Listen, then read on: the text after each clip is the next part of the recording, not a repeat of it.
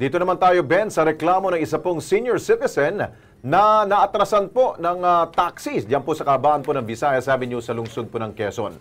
Kasulukuyan daw kasing minamaneho ng isang car wash boy ang taxi para ipasok po doon po sa kanila pong area kung saan po nililinis po yung mga sasakyan. At kausapin po natin ngayon live sa studio, walang iba kundi si Violeta Permejo. Siya po ay 60 years old na po. Ma'am Violeta, magandang gabi ho sa inyo. Kumusta na po kayo at ano po bang ang iniinda ho ninyong sakit po nung mula ho kayo na-atrasan ho nitong taxi? Dito, magbuhat po dito, sir. Kung minsan pag tumaya ako, parang matumba ako, parang mabali yung binti ko. Tapos nung last Sunday po, nagpa-x-ray ako kasi ako at saka nagsisikip yung dibdib ko. Opo.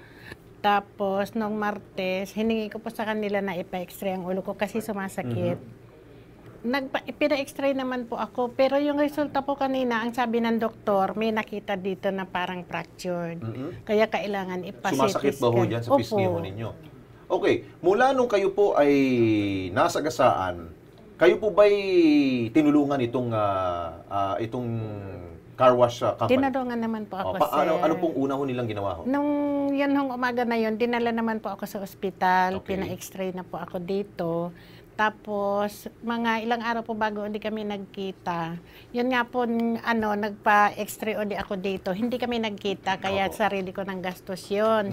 Tapos, nung Martes, pinuntahan ko uli siya. Sabi ko, kailangan ko magpa-x-ray sa ulo kasi nga, sumasakit po dito hanggang dito.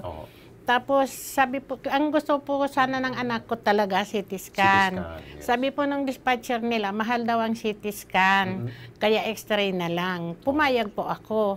Nung sabi po ng kinukuha ko kahapon yung resulta, sabi po ng radiologist, hindi daw po ibibigay kasi may nasilip sila na hindi maganda. Tapos nung kaninang maga po, binalikan ko, kinuha ko, pinabasa ko ulit sa OPD, meron daw nga pong nakita dito na parang fractured. Kaya kailangan daw magpa-CT scan ako. Pero initially ho, Ma'am Violeta, ito po bang may-ari ho ng car wash company, willing naman po ba silang tumulong sa inyo? O parang inaayawan ho kayong tulungan? Wala po, sir. Hinamon pa nga ako na ipablatter daw nila ako sa barangay. Sabi ng dispatcher niya, ipablatter mo na nga yan. Sabi ng isang dispatcher nila. Sabi ko, dapat ako ang magpa-blatter sa inyo dahil ako ang naagrabyado. Sabi ko sa kanila, kung minsan tinatago nila yung car wash boy. Kaya nagalit na yung anak ko. Kanina po pinuntahan, sabi ng anak ko, bakit kailangan kami ang maghabol sa iyo? Ikaw ang nakadisgrasya sa nanay ko. Sabi po niya, nagbigay na ng pera. Which is how much po binigay? Yung 200 po, napamasahin kong pabalik-balik sa East Avenue.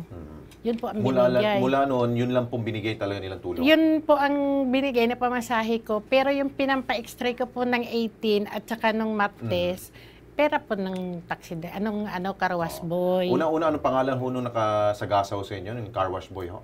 Mark Anthony Nolasco. Para for the record lamang po yan. Okay, Opo. nasa linya ngayon po ito po yung may-ari po ba? Nasa linya ang tagapagsalita ho ng Car Wash City Star Cruisina? Cruz. Okay. Ang pangalan ho niya ay si Bien Welvin. Bien Welvin. Bien Welvin po. Magandang gabi ho sa inyo, Sir Ben. Sir, magandang gabi po. Okay, nandito si Ma'am Violeta. Ano pwede ho natin maitulong ho sa inyo? Mukhang kayo daw ho, hinahamon pa daw ho ninyo siya na kayo daw ho magpa-blatter. Parang, dapat siya ho magpa-blatter dahil siya agrabyado. Hindi, sir. Ganito po yun. Ako naman po, sir. Ako naman magsasalita. Sige po. Bali, wala naman siguro magsabi na ipapablatter siya. Saka, hindi po namin siya tinakbuhan. Yung responsibilidad po namin sa kanya, ginampanan din po namin. So, bali, nung nangyari ng December 18, pin-x-ray po namin siya. Tapos, naulit po ulit, kahapon. X-ray. Ulit siya na x-ray. Tapos kaninang umaga, nakausap ko rin yung gwardiya, pumunta daw po siya, tapos yung anak niya. Nataon na, inutusan po yung car wash kasi naka-duty po siya So bali wala po rito. Hindi po yung tinatakbuhan at tinatakasan, tinataguan po siya. Hindi po.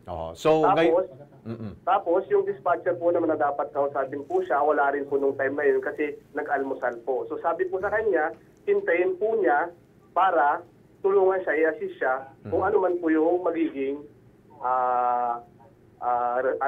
paraan para maano natin siya. Kasi hinihingi po niya sa sir, CT scan. Yun po ang inaano niya. Okay, para hindi na ho umabot tuto sa barangay at masolve na kagad ninyo.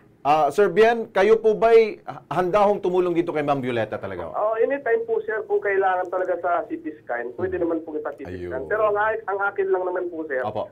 kasi may nakakita rin po sa kanya nung time na yun na nangyari na hindi naman totally siya tinamaan ng sasakyan. So bali nagulat lang po siya, natumba, pero pinapalabas niya po na tinamaan siya ng sasakyan. Maputol ko kayo, sir. Oho. Paano po nyo nasabi na hindi ako natumba, na hindi ako naatrasan? Bakit ho ako gagastusan ng una ng carwash boy nyo kung hindi niya kasalanan? Ibinigay po niya sa akin yung kanyang Comelec ID. Sir Bien? Sandali lang po, sir. Tapos kaninang maga, hindi po sinabi sa akin na nag-almusal yung dispatcher nyo. Ang sabi po nung guard, nandyan si Mark umigib lang. Nung nakita ko po yung ibang driver nyo, ang sabi sa akin, hindi siya pumasok. Wala siya dyan. Paano nyo pong masasabi na hindi nyo itinatago? Tapos tuwing pupunta po ako dyan, sinasara ng gwardiya niya yung gate. Sabi niya sa akin, dyan ka maghintay sa labas. Nandun po ako sa may silong ng Aratiles. Kaninang maga, nung hiningi ko po na magpa-CT scan ako, nakikiusap ako doon sa dispatcher nyo kay Frank, kay Mr. Frank. Ang sabi niya, si Mark daw po ang bahalang gumastos sa akin kasi siya ang may kasalanan. Ang Okay, pasagutin natin si Bian. Okay, Bian, anong masasabi niyo doon? Ay, wala, hindi naman po namin sir tinatakasan yung responsibilidad po namin. Okay. So yung sabi po niya na hindi po pumasok yung dispatcher, yun ang sa pagkakarinig niya, hindi po totoo yun. Naka-duty po yung dispatcher nung time na yun. Okay. Para malinawan na tayo dito at maiksi na ho natin ang oras ho natin. So ngayon po, ang inyo pong pangako kay Ma'am Violeta, tutulungan ninyo hanggang sa gumaling po siya. Sa CT scan po sir, kung yun po hinihingi niya. Paano ho kung merong makita sa kanya pong bungo? Kung kailangan talaga sir, pwedeng tulungan natin siya para matapos po kagad. Dapat po, wag ho natin pabayaan po siya. Wag ho natin gawan po siya ng anumang kwento na sinasabi mo, drawing yung nangyari pagkatumba sa kanya. Sir, wag naman ganun ho. Masakit ho yun. Ang alin po sir? Yung sinasabi ho ninyo na hindi naman siya tinamaan. Nandun na po tayo sir. Pasensya na po po. Wag naman ganun ho. Siya na nga ho, may medical record nga po siya na may injury nga siya ho sir di ba? Wag na ho natin idagdagan po yung kanyang injury po sir. Sana po. Please lang. Basta yun lang po naman ang namin sir, yung hindi naman daw totally daw siya tinamaan. Pero kung natumba naman siya, so hindi naman wala naman pong sinamahan naman po ng car wash para ma-x-ray po siya kaagad. Okay. Sige, Ma'am Bien. December 18 pa po nangyari. Sana po tugunan po natin ang kanyang pangangailangan medical po, sir. Please. Okay? Opo, sir. Opo. Okay. Maraming salamat po, Sir Bien. Okay. Okay, Ma'am Violeta. Yun, narinig mo naman. Opo. Ayos ba sa iyo? Okay na po. At saka, lilinawin ko lang, sir, siguro hindi naman niya isusurrender sa akin yung Comelec ID niya kung hindi niya ako tinamaan, di ba? Pero pag hindi ka pinansin doon, open pa rin ang Kilos Pronto, bumalik ka dito sana. Opo. Okay? Opo. Sige, maraming salamat sa iyo. Maraming salamat po. Okay.